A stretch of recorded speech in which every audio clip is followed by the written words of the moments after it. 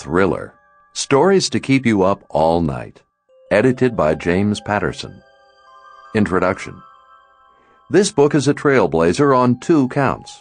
It's the first short story anthology of thrillers ever done, and it's the first publication of a new professional organization, International Thriller Writers Incorporated. By nature, writers tend to be loners, happy with their work, their families, and a few close friends. But we also yearn occasionally for collegiality. For years we've all said to one another, why don't we organize?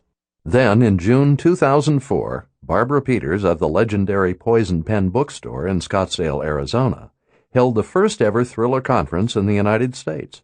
She invited 6 writers, Lee Child, Vince Flynn, Steve Hamilton, Gail Linds, David Morrell, and Kathy Reichs, and 1 editor, Keith Kayla of St. Martin's Press, to give presentations about the various aspects of writing and publishing thrillers. Clive Cussler spoke at the luncheon. With only 2 weeks to publicize the event, Barbara thought she'd be lucky if 100 people registered.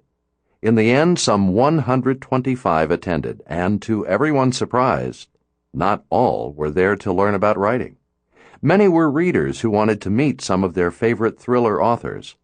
Here, for the first time, was concrete evidence of what most of us had long suspected. There was a demand among fans for a thriller writers' organization, too. If we held conventions, readers would likely attend as well as us. And if we awarded prizes, there have never been awards specifically for thriller books, stories, and films in the English language. That interest would only grow.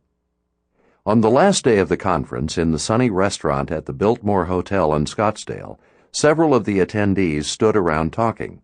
Gail Linds, a highly accomplished thriller writer, mentioned that she thought the conference indicated the time had come to create an association for thriller writers. Adrian Muller, a journalist and freelance conference organizer, pointed out that the association should not be limited to the United States. Barbara Peters said she'd be willing to hold another, larger convention. Realizing that she'd almost committed herself, Gail quickly announced, "I can't organize this alone, though." Her husband, the incomparable Dennis Linds, added, "She's right, she can't." Barbara merely smiled and said, "Pull in David Morrell. He's perfect." And that's what happened.